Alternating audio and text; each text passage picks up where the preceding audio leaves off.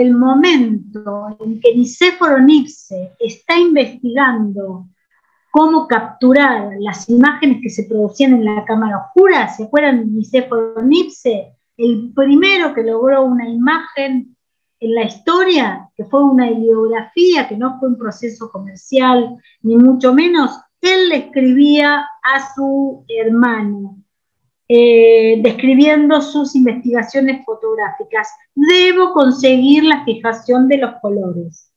1826 es la primera heliografía que tenemos registro, 1839 el daguerrotipo, y 1845, fíjense acá, ya tenemos daguerrotipos coloreados, ¿sí? No es fotografía color, es la búsqueda del color, que viene desde el origen mismo de la fotografía. Argentina, este es uno de los primeros daguerrotipos. El daguerrotipo llega a la Argentina en 1843, llegó antes a Montevideo, pero acá el puerto de Buenos Aires estaba bloqueado. Estamos en la época rosista. Para los que no son de Argentina, Juan Manuel de Rosas, un político argentino, federal, una gran lucha acá entre los porteños y la gente del interior del país, federales, unitarios y federales, ¿sí? Acá lo vemos a Miguel Otero, orgulloso de pertenecer a el movimiento de los federales, rosistas, y fíjense que acá observamos el chaleco, está coloreado de rojo, esta insignia, que era la insignia rosista, Federación o Muerte, ¿no? Eran cosas muy, bueno, como sigue siendo la política en la Argentina, ¿no? Era muy delicado colorear un daguerrotipo. Ustedes se acuerdan que el daguerrotipo era una placa pulida, plateada, que se volvía visible a los vapores de mercurio. Lo que hay en esta placa era una amalgama de plata y mercurio. Imagínense lo que era colorear eso. Bueno, se conseguía espolvoreando cuidadosamente polvo seco sobre la superficie. Los colores al agua y húmedos no se aconsejaban, salvo el oro y la plata, que eran esenciales para darle realismo a las placas. ¿Sí? Primeros procesos para la gente, esta sociedad burguesa a la que ya aludimos, quería fotos en color. ¿Sí? Y estaba todo dado para satisfacer esa demanda. 1867, ¿se acuerdan que cuando vimos la fotografía de guerra, hablamos de un señor Félix Beato, que fue uno de los primeros que retrató la guerra del opio en la India y demás? Bueno, fíjense acá que ya hay una escena que viene con todos los cánones de la pintura, la composición exquisita y demás, y ya acá es una albúmina coloreada. O sea, de alguna manera se buscaba el color. En el principio se coloreaba directamente el daguerrotipo o sobre el positivo se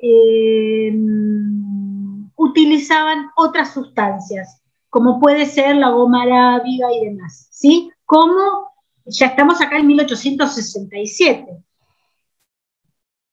Lewis Carroll, les cuento una intimidad.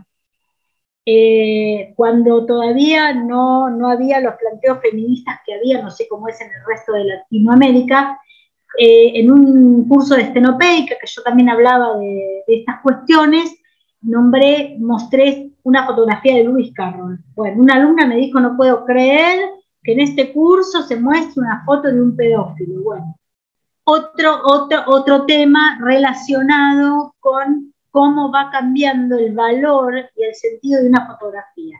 Acá simplemente quise ilustrar como ejemplo de el uso y el propósito que tenían estos primeros fotógrafos que trataban de emular a la pintura utilizando otros recursos. Simplemente me pareció que como fotografía de color era un gran ejemplo. Los estudios fotográficos que proliferaron, ya lo hablamos en la primera o segunda clase por todo el mundo, tenían artistas que se dedicaban a colorear a mano, ¿sí? Pero había reglas para colorear a mano, ¿sí? Había, en primer lugar, cuestiones de buen gusto. No se podía hacer un coloreado que no fuera delicado, ¿sí? Había instructivos. Aunque el público pidiera una cosa, había reglas. Tan pronto como se termina la operación de secado, estamos en el laboratorio, estamos en el estudio fotográfico, donde acudía toda la burguesía a hacerse sus retratos individuales y sus retratos de familia. La foto está preparada para pasar a las manos de un dibujante, a fin de recibir el toque de su lápiz mágico. El artista agrega un ligero tinte en las mejillas, aportando un brillo vivaz a la foto que antes no poseía. El artista agrega: el buen gusto evita usar mucho color. Un gusto vulgar procura la gratificación de los colores marcados y por lo tanto de los colores. Para tal gusto habrá de dorar los botones, aretes en las orejas, alfileres en el pecho o vistosos relojes. El fotógrafo tendrá que exhibir perlas ante los cerdos. Fíjense esta cuestión casi elitista, ¿no? De que la gente común te va a pedir la fotografía muy coloreada y bueno, quizás tenés que satisfacer ese deseo. Esta cita la saqué del libro que yo les pasé a ustedes de Newhall, Historia de la Fotografía, cuando empieza, creo que es uno de los capítulos, el capítulo 10, que habla sobre la búsqueda del color. Así que todas estas referencias las tienen ahí. ¿Se acuerdan de Adolf Braun, que ya vimos que era el que hacía las fotos de las flores? Bueno, este es otro intento no intentos, eran fotos, copias color, pero un color que no estaba dado en la toma, como van a ser los procedimientos de fotografía color posteriores del principio del siglo, sino que a través de estos procesos de copiado. ¿Se acuerdan que la copia, los negativos eran de vidrio y la copia se hacía por contacto y se utilizaban, ahí sí tenías distintos tipos de papeles? Entonces, algunos papeles como el cianotipo, la goma bicromatada, algunas sustancias le daban color. Y acá vemos, bueno, otra hermosa composición, que son, si no nos dicen que es una foto, bien podría ser una pintura de la época. Y acá ya el uso del color en manos de los artistas. Acá ya vamos a volver sobre esto más adelante. Uno de los primeros procedimientos color se llamó autocromo, placas autocromo. En este caso es una goma bicromatada, pero Edward Steichen, ¿se acuerda que había estado junto con Alfred Stieglitz en Camera Work y en el movimiento pictorialista y demás? Bueno, fíjense estas hermosas composiciones, que ya hablamos algo de esto, de la fotografía que imita la pintura y sigue al movimiento de moda en ese momento, que era el impresionismo. Goma bicromatada de Edward Steichen, 1905. Me encantan estas historias dentro de la historia de la fotografía, que siempre hay algo que hizo, un fraude o un gran engaño. Lo vimos también con las fotografías de guerra, ¿no? La de Robert Capa, que todavía se discute su autenticidad y demás. Este señor, en 1850, también lo tienen en este capítulo del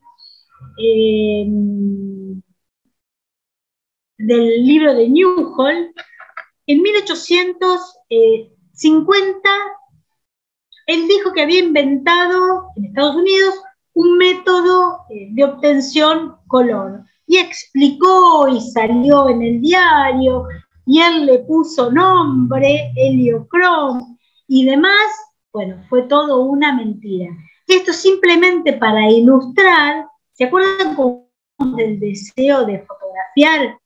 Que la fotografía no era fruto de la invención de un señor que estaba aislado por ahí, sino que era un clima de época. Bueno, con el color pasó más o menos lo mismo. Había un montón de gente que estaba preocupada y ocupada en desarrollar un sistema de obtención de fotos color.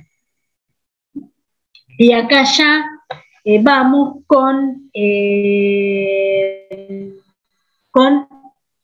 procedimientos concretos, muy complejos, todos ellos, de obtención de imágenes color. Que ya no es que coloreo la foto o tengo un papel para la copia en color, sino ya acá, desde la toma, yo, investigador, que sé la naturaleza del color y las longitudes de onda y demás, estoy experimentando para lograr una fotografía color. En este caso, la técnica aditiva, la adición de rojos, de rayos rojos, verdes y azules. ¿Sí? Acá ya vemos esta primera imagen que ya es propiamente color. Bueno, acá una descripción. Realizó un interesante experimento para probar que todo color puede ser recreado con la mezcla de rayos rojos, verdes y azules en variables proporciones. Proyectó 3 transparencias de una cinta de tartán sobre una pantalla. Frente a cada proyector había colocado una placa de cristal coloreada, una roja, una azul y una verde. Cada transparencia había sido realizada sobre un negativo. O sea, se hacían 3 placas iguales en los que se filtraba la luz de distinto color. Cada una era, teóricamente, un registro de rayos rojos o azules y verdes. ¿Sí? El resultado fue una fotografía en color, tosca pero profética del futuro. Vieron que ustedes, cuando andamos en el Photoshop, siempre tenemos esos 3 colores, verde, azul y el complementario y el color luz. Bueno, todo esto viene desde acá. Fíjense, un dispositivo de la época en el que se podía ver la fotografía color proyectada. Y acá están las 3 placas con los 3 colores distintos. ¿Sí? Este dispositivo que se llama ChromeShop. Así se veía proyectada la imagen en color.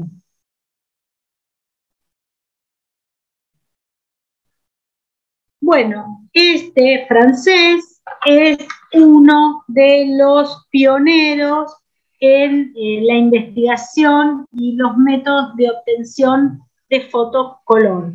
¿Sí? Esta es una de las primeras fotografías coloreadas. Patentó sus métodos, escribió un montón al respecto y obtenía, al igual que el otro, 3 negativos de un mismo tema. a partir de un filtro colocado entre la placa y el objetivo. Fíjense qué complicado, ¿no? Y también acá vamos a ver de nuevo la relación entre la fotografía y la ciencia. Bueno, esto es lo que yo ya dije, la tricromía es el principio de todos los métodos de fotografía en color, ¿sí? Fíjense en dónde estamos, 1800, 1900, ¿sí? Ya para 1900 está todo casi inventado, ¿no? Con los estudios del movimiento también, ya había obturadores, ya teníamos instantáneas y demás. La fotografía podría decirse que 80 años después de su invención ya estaba como en su plena madurez y ya se podían imprimir las imágenes en la prensa y demás.